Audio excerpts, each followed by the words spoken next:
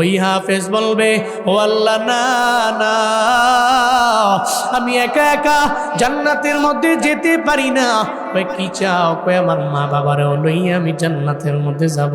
আমি মাদ্রাসা থেকে গেলাম, বাড়ির মধ্যে ছুটিতে যাওয়ার পরে আমার মায়ের নিজে না খাওয়া খাওয়াইছে।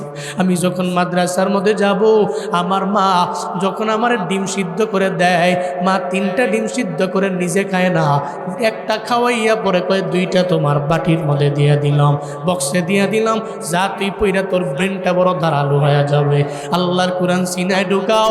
আমি মা তো সারা জিন্দেগি লাগায় খাইলাম, তোরে আমি খাওয়াই, কারণ আমি জানি তোর সিনায় 30 বার কোরআন ঢুকাইয়া তদ অনুযায়ী আমল করলে হাসরের ময়দানে আমি মায়েরে তুই বইলা যাবি না।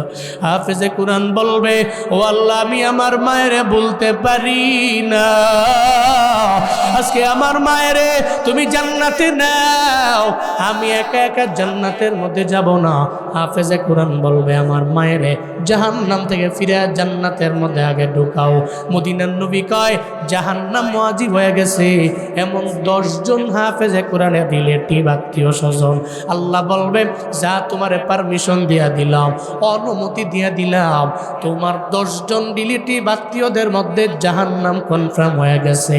কত ওয়াজাবাত লাহুমুন নার, এদের জন্য জাহান্নাম কনফার্ম হয়ে গেছে।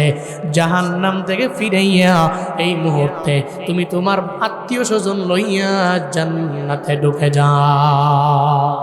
আতিনা ফি দারে দুনিয়া না হাসান, আতিনা ফি দারে উকবা না হাসান, ইয়া গিয়াসাল মুস্তাগীসি নাহদিনা লফদিখার বিল উলুমে ওয়াল গিনা।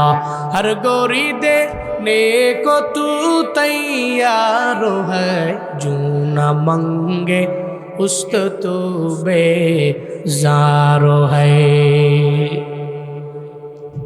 তাহলে 1 নম্বরে সুহাদাদের মা বাবারা সফল মা বাবা, 2 নম্বরে হাফেজে কোরআনের মা বাবা সফল মা বাবা, 3 নম্বরে সফল মা বাবা তো সে যার সন্তান নাবালেগ অবস্থায় মারা গেল, নাবালেগ অবস্থায় যাদের সন্তান দুনিয়া থেকে বিদায় নিয়ে চলে গেল, এমন সন্তানের মা বাবারা সফল মা বাবা। কারণ তারা মারা গেল, এদের গুনাহ নেই। হাসরের ময়দানে এরা তো বেলাইসা হবে, জান্নাতে যাবে, যার গুনাহ নেই। এরা তো জান্নাতে সবুজ পাখি।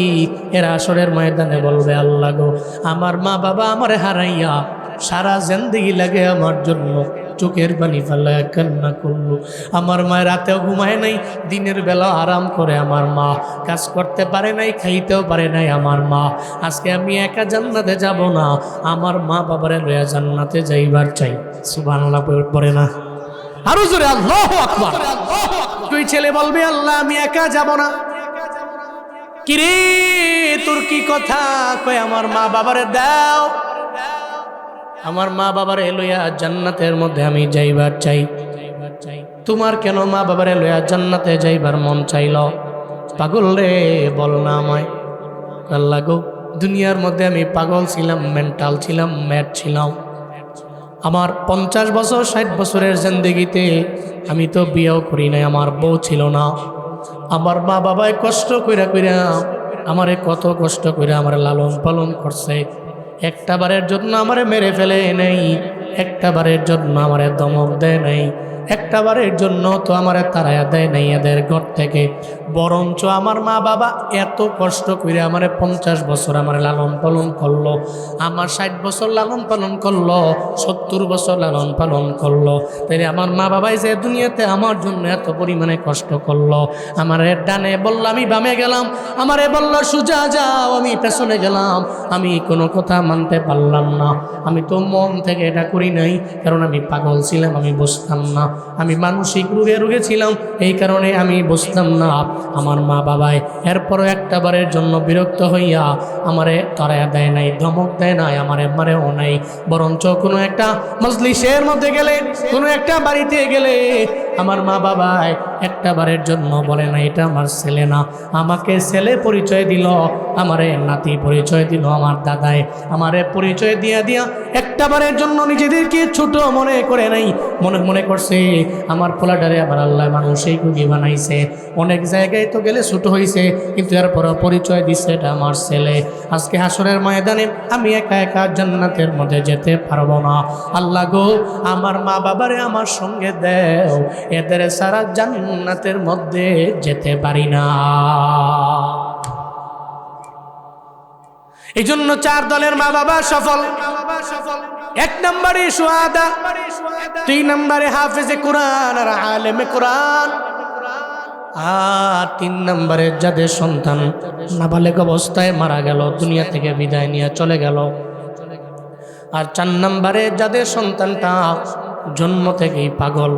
তারাকতু ফীকুম আমরাইন লান তাদিল্লু মা তামাসসাকতুম বিহিমা কিতাবাল্লাহ ওয়া সুন্নাত রাসূলি।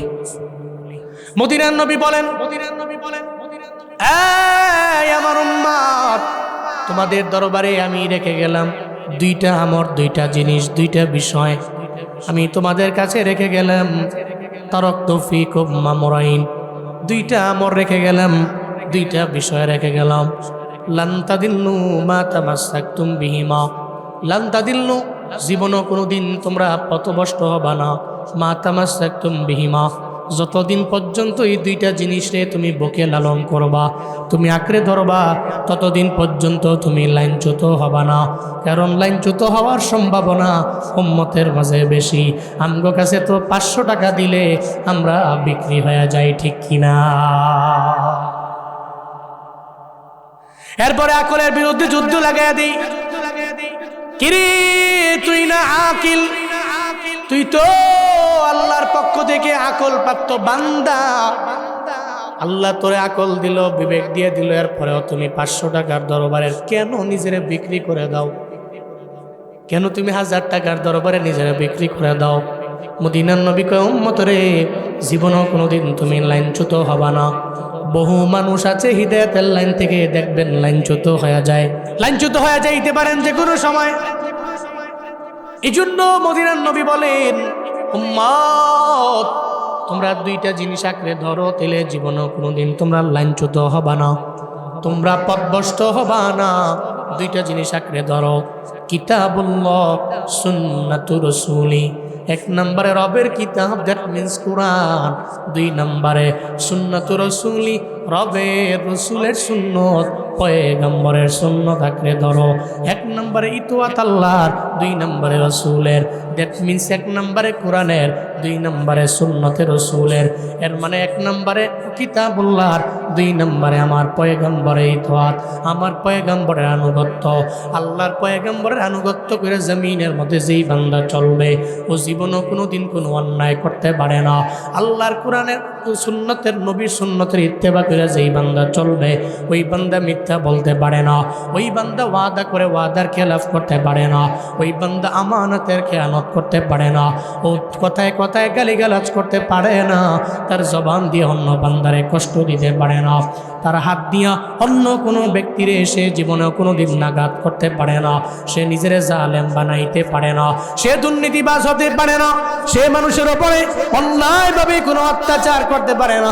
যে আমার নবীর সুন্নতের ইত্তেবা করে, সে তো ফুলের মতো একটা মানুষ হয়ে যাবে, যার জিন্দেগিতে কোনো গুনাহ থাকবে না, আবার থাকলেও থাকবে সগীরা গুনাহ, কবিরা গুনার ধারে কাছেও যাবে না।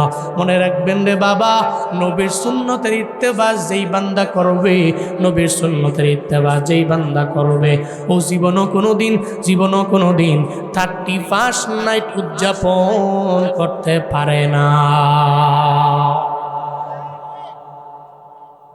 এই ময়দানের যেই জুয়ান পোলারা আছে, আমার কাছে মনে হয় আজকে রাতের বেলায় দেখা যাবে আবরারদের দলভুক্ত কারা, ফুজ্জারদের দলভুক্ত কারা, কারা নেক আমল করনেওয়ালা, কারা গুনাহ করনেওয়ালা।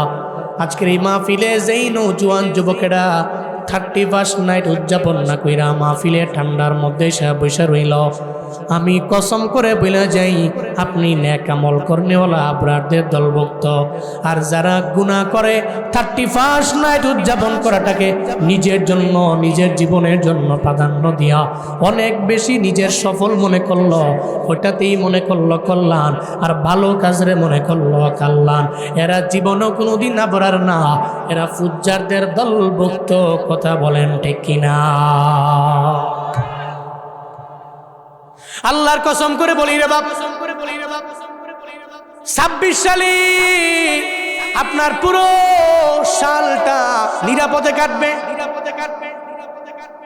আপনার পুরো বছর ভালোভাবে কাটবে যদি আপনি এই রাতের বেলা তাহাজ্জুদ পড়তে পারেন, যদি রাতের বেলা আপনি রবের দরবারে 2 রাকাত নফল নামাজ আদায় করে যদি আল্লাহর দরবারে বলতে পারেন, ও আল্লাহ, ও আল্লাহ, আগামী 26 সালটারে তুমি আমার জন্য কল্যাণ করবা নাইও, আপনি 2 রাকাত নফল নামাজে দাঁড়াবেন। এটাই মুমিনের কাজ। যারা ইত্তেবায়ে রাসূল যাদের অন্তরের মধ্যে আছে, যারা আমার নবীর অনুসরণ করে, যারা আমার নবীর অনুকরণ করে, যারা নবীর ইতাআত করে, এরা তো 2 রাকাত নফল নামাজের মধ্যে দাঁড়ায়া যাবে। আজকে রাতের বেলা 2026 সালের জন্য আপনি আজকে রাতের বেলায় বাড়ির মধ্যে যান, ওখানে গিয়া 2 রাকাত নফল নামাজ পড়বেন। সুন্দর করে নফল নামাজ পড়া আমার নবীর উপরে দরুদ পড়বেন, এরপরে নবীর উপরে দরুদ পড়া এরপরে ইস্তেগফার করবেন, এরপরে মুনাজাত ধরে রবের দরবারে বলবেন, আল্লাহ গো, আমার 25 সালে যত বিপদ তুমি দিলা, 26 সালে এই বিপদ তুমি আমারে দিও না।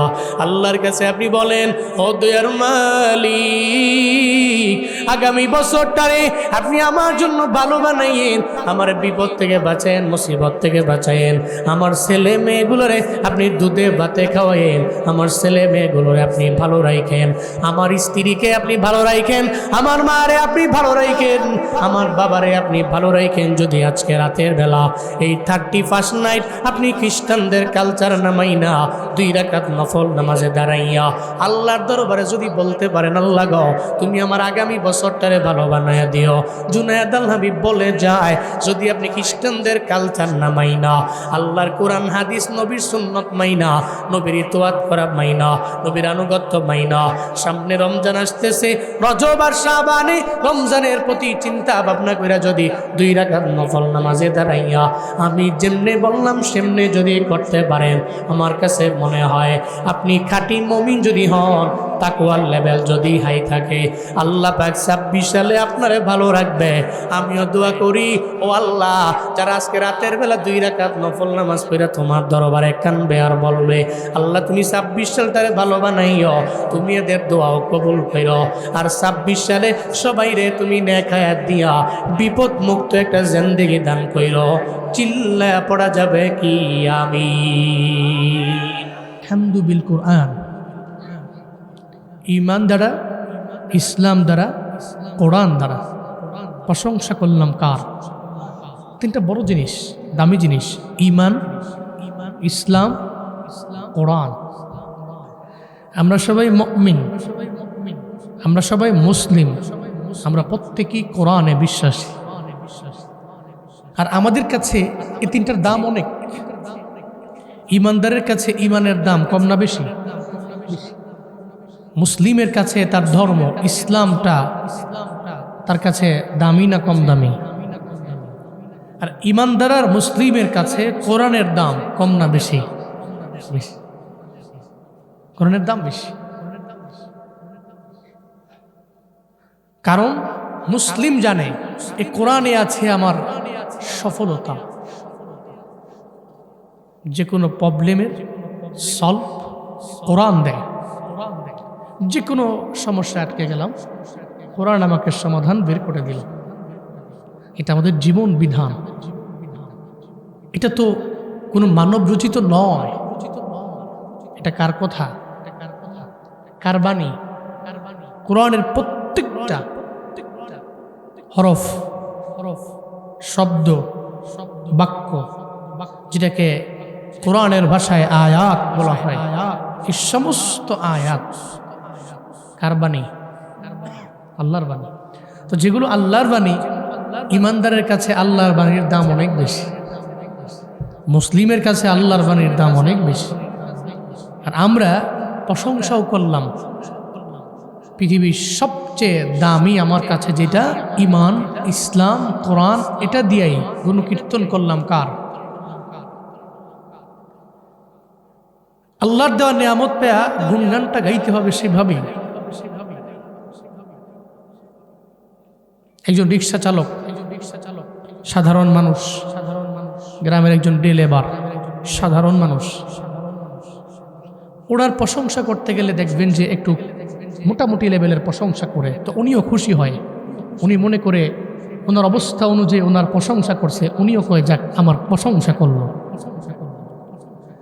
এখন রিক্সাওয়ালা একটা দিনমজুর স্বাভাবিক সাধারণ মানুষের গুণকীর্তন আপনি যেভাবে করলেন, বাংলাদেশের পথিত দশা একজন আলেম আপনার এলাকায় আসলো, আপনি তারও গুণগানটা ওই রিক্সাওয়ালা যেমনি করলেন সেভাবেই করলেন। এটা কি হলো?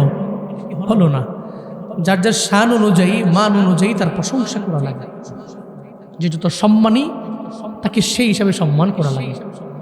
যে যত মর্যাদার আসনের সমাসীন সেই অনুযায়ী, তদ অনুযায়ী ওই ব্যক্তিকে সম্মান করা লাগে। ওই ব্যক্তির আশেপাশে উপাধি দিয়ে, লকব দিয়ে ডাকা লাগে। তো পৃথিবীর সমস্ত ব্যক্তির মালিক যিনি, আসমানের মালিক যিনি, জমিনের মালিক যিনি, আমার মালিক যিনি, আপনার মালিক যিনি, সবার মালিক যিনি, তিনি কে? তাহলে ওনার গুণকীর্তন করতে গেলে স্বাভাবিক কোনো ওয়ার্ড দিয়ে, শব্দ দিয়ে ওনার গুণকীর্তন করা যায়? এটা তো স্বাভাবিক বুঝার কথা। আল্লাহ মৃত্যু পর্যন্ত ওনার গুণকীর্তন করার তৌফিক দান করেন। জোরে পড়ে না আমিন। ভাই সব, আমি খুতবায় একটি আয়াতে কারিমা পড়েছি, যে আয়াত মানতে পারলে একটা মানুষের জীবন সফল, কিচ্ছু লাগবে না। সে জীবনে কোনোদিন পথভ্রষ্ট হবে না, লাইনচ্যুত হবে না, লাইন ছেড়ে সে দিক ভ্রান্ত হবে না, বরং ওই আয়াতকে ফলো করলে সে দুনিয়াতেও সফল হবে, আখিরাতেও সফল হয়ে যাবে। এমন এক আয়াত। এই আয়াত অনুযায়ী সেম টু সেম একটা হাদিসও আছে, যেটা নবীজি বিদায় হজের ভাষণে উম্মতকে বলে গিয়েছিলেন, আয় উম্মতেরা, শুধু এই হাদিসে ফলো করো, ফলো করে চলো, দুনিয়া এবং আখিরাতে সফল হবে, জীবনে কোনোদিন লাইন সাইডা বেলাইনে যাবা না। আল্লাহ পাক বলছেন যেটা, দুইটা বিষয়, নবীজিও বলছেন দুইটা বিষয়। قل اطيعوا الله والرسول فإن تولوا فإن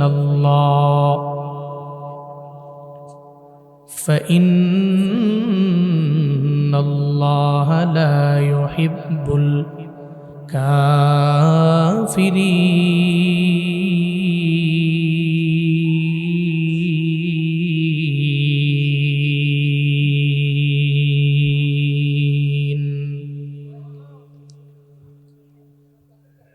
আল্লাহ পাক বলেন, নবী উম্মতের বলুন, আতিউল্লাহ, এক নম্বরে আনুগত্য করবে আল্লাহরে, দুই নম্বরে আতিউর রাসূল, আল্লাহর পরে আনুগত্য করবে আপনারে। ফাইন তাওয়াল্লাউ ফাইন্নাল্লাহ, যারা এর পরেও মুখ ফিরে নিবে, আল্লাহকে ইতাআত করবে না, নবীরেও করবে না, মুখ ফিরে নিল, আল্লাহরেও মানে না, নবীরেও মানবে না। উম্মতদের বলে দেন, যারা আল্লাহরেও মানে না, নবীরেও মানে না, আল্লাহ মানে না, রসুল মানে না, লস তো এদেরই হয়ে গেল। আমার আল্লাহর কোনো লসও নেই, রবের কোনো লাভও নেই। যেই বান্দা আল্লাহরে মানলো, রসুলরে মানলো, ওই বান্দা দামি হয়ে গেল। যে আল্লাহ মানে না, রসুল মানে না, আল্লাহর কোনো লস হলো না, লস হলো বান্দার, ঠিক কিনা? আল্লাহর কোনো লসও নাই, লাভও নাই। আল্লাহ বলে, নবী উম্মতের বলেন, ইতাআত করবে এক নম্বরে আল্লাহরে, দুই নম্বরে রাসূলের। যদি করতে পারে তাহলে ফায়দা তার, যদি না করে মুখ ফিরায় নেয় তাহলে জানে দেন, কাফেরদের আমার আল্লাহ পছন্দ করে না, আল্লাহ কাফেরদের ভালোবাসে না, যে আল্লাহরে মানে না, রসুল মানে না, কুরআন মানে না, হাদিস মানে না, কিতাব মানে না, সুন্নত মানে না, সে তো কুফরি কইরা কাফের হয়ে গেল। একটা মুমিনেরে আমার আল্লাহ পছন্দ করে, ভালোবাসে, তার জন্য আল্লাহ জান্নাত বানাইছে। আর যে কাফের হয়ে গেছে, অস্বীকারী হয়ে গেছে, আল্লাহ মানে না, রসুল মানে না, কিতাব সুন্নত কিছুই মানে না, আল্লাহ তারে পছন্দ করে না, তার জন্য জাহান্নাম, জান্নাত না। চিল্লা পড়া যাবে কি নাউজুবিল্লাহ। আল্লাহ পাক বলেন, এক নম্বর ইতাআত আল্লাহর। আল্লাহরে তো দেখা যায় না, ছোঁয়া যায় না, ধরা যায় না, কেমনে করব আমার রবের ইতাআত? দুইটা ব্যাখ্যা করলেন মুফাসসিরিনে কেরাম। আল্লাহর ইতাআত মানে আল্লাহরে দেখো না, ছোঁয়া যায় না, ধরা যায় না, কিন্তু রবের কালাম কোরআন আমাদের ঘরে আছে না নাই? আল কোরআনু কিতাবুল্লাহ, আল কোরআন কালামুল্লাহ। কোরআন তো রবের কিতাব, রবের কালাম। দুনিয়ার কোনো মানুষ বানায় নাই, সব তো মানব রচিত হতে পারে, কিন্তু কোরআন তো মানুষ বানায় নাই। তানজিলুম মির রাব্বিল আলামিন। আল্লাহ পাক বলেন, এটা তো আলামিনের রব, যিনি এক আলমের রব না, যিনি আলামিনের রব, ওই আল্লাহর পক্ষ থেকে নাজিল করা হয়েছে এমন এক কোরআন। ঘরের মধ্যে আছে, কিন্তু কপাল পোড়া মুসলমান ঘরের মধ্যে কোরআনটারে প্রতি বছরে ঘুরা ঘুরা খালি রমজানের মধ্যেই ধরে। রমজানের মধ্যে খতম দাও, এক খতম দাও, দুই খতম দাও, তিন খতম দাও, রমজানই দাও। একটা পর্যায়ে দেখবেন রমজান শেষ হয়ে গেল, আবার কোরআনটারে সুন্দর করে মুড়াইয়া আলমারির উপরে আবার রাইখা দিছে। বছর চইলা যায়, কোরআন ধরেও না, শোয়ে না, কোরআন তিলাওয়াতও করে না, কোরআন অনুযায়ী নিজের জিন্দেগিটাও চালায় না। এমন পরিবার আমগো সমাজে আছে না না? এরপরেও ঘরের মধ্যে রহমত নাই। কিরে কই দৌড়াও? কই কবিরাজের দরবারে যাই। কই কেন? কই তাবিজের জন্য যাই, কারণ তাবিজ দিয়ে আমার ঘরের মধ্যে রহমত এনে ফেলবো। ভাই, তাবিজ দিয়া তুমি রহমতের জন্য দৌড়াও, তুমি হুজুরের দরবারে যাও পানি পড়ার জন্য দৌড়াও, তো তোমার জন্য তো ঘরের মধ্যে রহমতের জন্য কোরআন তো বাকি আছে। নিজে কোরআন পড়ে না, ছেলেও পড়ে না, মেয়েও পড়ে না, পরিবারের কেউ পড়ে না। এক বছর পরে পরে একবার ধরে, আবার না ধরলে নাই। আবার কয়েক ঘরের মধ্যে রহমত কেন নাই, বরকত কেন নাই? আল্লাহর কসম করে দুইবার শতবার করে বলে যাইতে পারি, যেই ঘরের মধ্যে ফজরের নামাজের পরে হয় তিলাওয়াত, মাগরিবের নামাজের পরে হয় তিলাওয়াত, যেই ঘরের মধ্যে ফজরের নামাজের পরে ইয়াসিনের তিলাওয়াত হয়, যেই ঘরের মধ্যে মাগরিবের নামাজের পরে সূরাতুল ওয়াকিয়ার তিলাওয়াত হয়, আল্লাহর কসম করে বলা যায় ওই ঘরের মধ্যে যদিও ইনকাম কম হতে পারে, কিন্তু আল্লাহ পাক বরকত দিয়া ঘরের মধ্যে ভরপুর বানায় দিবে। চিল্লা পড়া যাবে কি সুবহানাল্লাহ? আল্লাহ কয় কোরআন তোমার আগে, আল্লাহর কোরআন তুমি পড়ো, রবির কোরআন তুমি ধরো, কোরআন অনুযায়ী জিন্দেগি চালাও। দুনিয়ার যত মানুষ যতই যাই করে, কিন্তু কোরআন ছাড়া তো এই বান্দার কোনো পুঁজি নেই, কারণ তার সংবিধান হলো কোরআন। জীবনে কোনো না কোনো একদিন কোরআন তো বান্দার ধরাই লাগবে, কারণ জানে কোরআন ছাড়া আমার কোনো গতি নাই, কোরআনই আমার লাগবে, কোরআনই আমার সমাধান, কোরআনই আমার সমস্যার সমাধান। ওই কোরআন যেখানে আছে সব সমাধান তো এই জায়গার মধ্যে আছে। কোরআন জেনে নাই, ওখানে সমস্যার সমাধান 3টা হবে, 5টা হবে না, সমস্যা হয়ে যাবে 10টা, কিন্তু দেখা যাবে সমাধান করলো 5টা, বাকি 5টার মধ্যে আটকে গেল। কিন্তু রবের কোরআন তো এমন কিতাব, সমস্যা যতই বাড়বে সমাধান আছে না নাই? আরো জোরে বলেন আছে না নাই? এই জন্য আল্লাহর কোরআন দামি। আপনি নিজে পড়তে পারেন না, ছেলেরে পড়াবেন, নিজে পারেন না, মেয়েরে পড়াইবেন, ছেলেরে দিবেন মাদ্রাসায়, মেয়েরে দিবেন মাদ্রাসায়। হুজুর আমি কোরআন পড়তে পারি না, আমার ছেলেটারে আমি মাদ্রাসার মধ্যে দিয়া দিলাম, অন্তত পক্ষে যাতে আমার মরণের পরে আমার ছেলেটা আমার পাশে বৈশা কোরআন তিলাওয়াত করতে পারে। এটাই তো প্রত্যেকটা মা বাবার জিন্দেগির বড্ড সফলতা। উনি ইন্তেকাল করে মারা গেল, ছেলে যদি কোরআন তিলাওয়াত করতে না পারে তাহলে আলেমের দরবারে দৌড়ে যাবে। হুজুর যদি ব্যস্ত থাকে তাহলে মা বাবার পাশে বৈশা একটু কোরআন তিলাওয়াত, হুজুর আইল না, সেও তো কোরআন পড়তে পারল না। এর মতো বদনসিব মা বাবা জমিনের মধ্যে আর কেউ নাই।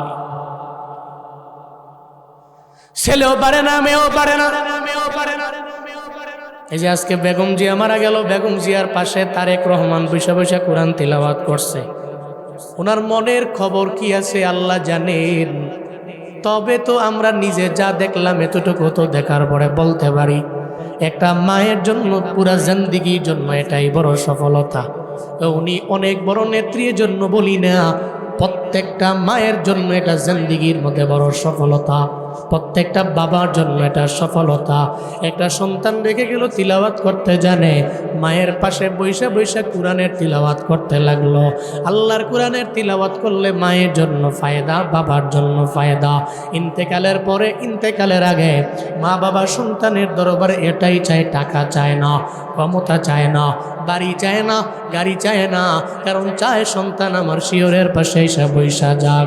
যেই সন্তানের আমি আদর করে গর্বের মধ্যে নিলাম, ওই সন্তান যদি আমি মায়ের শিয়রের পাশে দাঁড়াইয়া কোরআনের তিলাওয়াতের আওয়াজ যদি আমার জীবনের শেষ মুহূর্তে দিয়া দিতে পারে, আমি তিলাওয়াত শুনতে শুনতে কবরের মধ্যে যাইতে পারবো।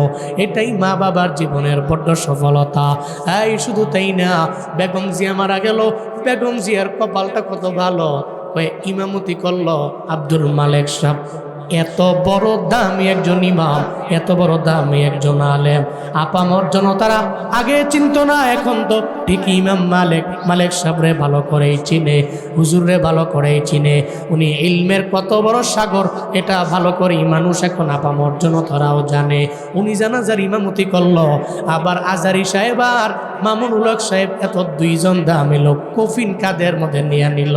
এর চাইতে দামি মরণ আর কি হতে পারে বলেন না? একটা মা বাবার জীবনে এটাই তো জীবনের সেরা অর্জন। এর চাইতে বড় পাওয়া জমিনের মধ্যে আর কেউ কিছু নেই। এর চাইতে বড় অর্জন আর সফলতা এই জমিনের মধ্যে আর কিছু হতে পারে না। মনে রাখবেন রে বাবা, জীবনের সবচেয়ে বড় অর্জন হলো কোরআনটাকে বুকের মধ্যে ধারণ করা। আর যদি মরার আগে ডান বাম থেকে কোরআনের সাউন্ড শুই না মরে যাইতে পারে, আর যদি মৃত্যুবরণের পরে নিজের ছেলে যদি তিলাওয়াতের সাউন্ড দিতে পারে, এর চাইতে সফল জীবন দুনিয়ার অন্য কোনো ব্যক্তির হবে না, ঠিক কিনা? মরার আগে আপনার ছেলে আপনার শিয়রের সামনে হাজির হয়ে গেল, পড়তে লাগলো ইয়াসিন ওয়াল কুরআনিল হাকিম ইন্নাকা লামিনাল মুরসালিন আলা সিরাতিম মুস্তাকিম।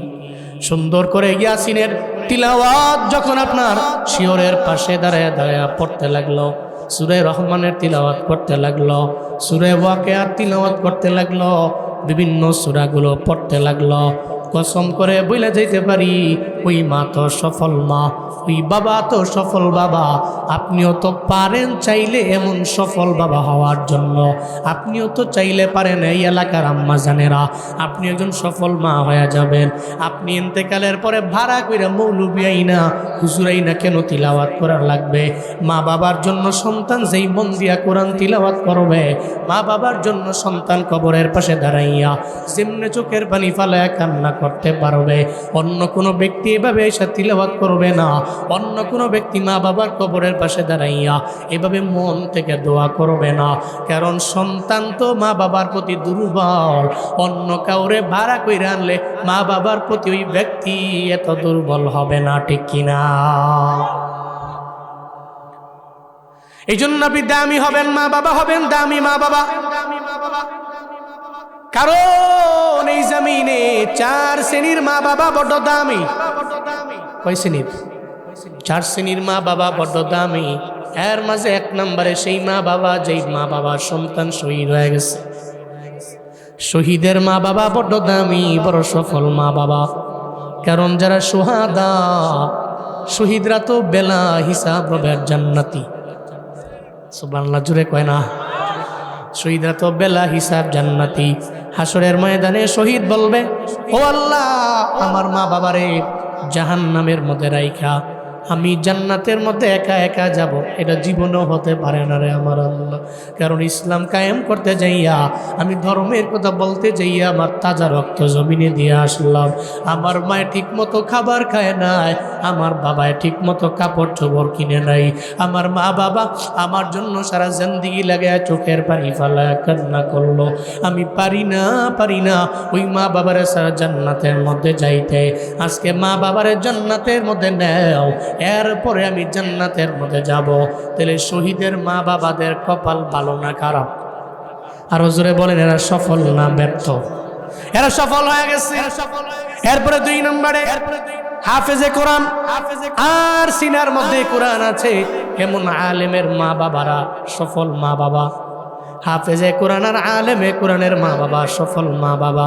কেন? মদিনার নবী জানায়া দেয়, হাসরের ময়দানে আল্লাহ পাক বলবে, এই হাফেজে কোরআন, সিনার মধ্যে তো 30 পারা কোরআন ঢুকাইলা, যাও আমি তোমাকে বলে দিলাম তুমি এখনই জান্নাতের মধ্যে চলে যাও। কারণ তুমি নেক আমল করলা, আবার সিনার মধ্যে কোরআনটারেও ঢুকাইলা, আবার কোরআন অনুযায়ী নিজের জিন্দেগিটাও গঠন করলা। ও হাফেজ, তুমি এখনই যাও, এখনই তুমি জান্নাতের মধ্যে ঢুকে যাও। ওই হাফেজ বলবে, ও আল্লাহ, না না, আমি একা একা জান্নাতের মধ্যে যেতে পারি না। কি চাও? আমার মা বাবারেও লইয়া আমি জান্নাতের মধ্যে যাব। এই তোমার মা বাবারেও কেন নেওয়া লাগবে? তোমার দাদারে দাদিরে কেন নেওয়া লাগবে? তোমার নানারে নানিরে কেন নেওয়া লাগবে? তুমি যে এলাকার মধ্যে, যেই ঘরের মধ্যে লজিং থেকে পড়লা, ওই ব্যক্তিরে কেন জান্নাতের মধ্যে নেওয়া লাগবে? হাফেজ বলবে, আল্লাহ গো, আমার মা বাবা তো আমার কষ্ট করে লালন পালন করলো। আমি মাদ্রাসা থেকে গেলাম, বাড়ির মধ্যে ছুটিতে যাওয়ার পরে আমার মায়ের নিজে না খাওয়াইছে। আমি যখন মাদ্রাসার মধ্যে যাব, আমার মা যখন আমার ডিম সিদ্ধ করে দেয়, মা 3টা ডিম সিদ্ধ করে নিজে খায় না, একটা খাওয়াইয়া পরে কয় 2টা তোমার বাটির মধ্যে দিয়ে দিলাম, বক্সে দিয়ে দিলাম, যা তুই পইরা তোর ব্রেনটা বড় ধারালো হয়ে যাবে। আল্লাহর কোরআন সিনায় ঢুকাও। আমি মা তো সারা জিন্দেগি লাগায় খাইলাম, তোরে আমি খাওয়াই, কারণ আমি জানি তোর সিনায় 30 পারা কোরআন ঢুকাইয়া তদ অনুযায়ী আমল করলে হাসরের ময়দানে আমি মায়েরে তুই বইলা যাবি না। হাফেজে কোরআন বলবে, ও আল্লাহ, আমি আমার মায়েরে বলতে পারি না, আজকে আমার মায়েরে তুমি জান্নাতে নাও, আমি একা একা জান্নাতের মধ্যে যাব না। হাফেজে কোরআন বলবে, আমার মায়েরে জাহান্নাম থেকে ফিরে জান্নাতের মধ্যে আগে ঢুকাও। মদিনার নবী কয়, জাহান্নাম ওয়াজিব হয়ে গেছে এমন 10 জন হাফেজে কোরআনে রিলেটিভ আত্মীয় স্বজন। আল্লাহ বলবে, যা তোমারে পারমিশন দিয়া দিলাম, অনুমতি দিয়া দিলাম, তোমার 10 জন রিলেটিভ আত্মীয়দের মধ্যে জাহান্নাম কনফার্ম হয়ে গেছে। কত ওয়াজাবাত লাহুমুন নার, এদের জন্য জাহান্নাম কনফার্ম হয়ে গেছে। জাহান্নাম থেকে ফিরাইয়া এই মুহূর্তে তুমি তোমার আত্মীয় স্বজন লইয়া জান্নাতে ঢুকে যাও।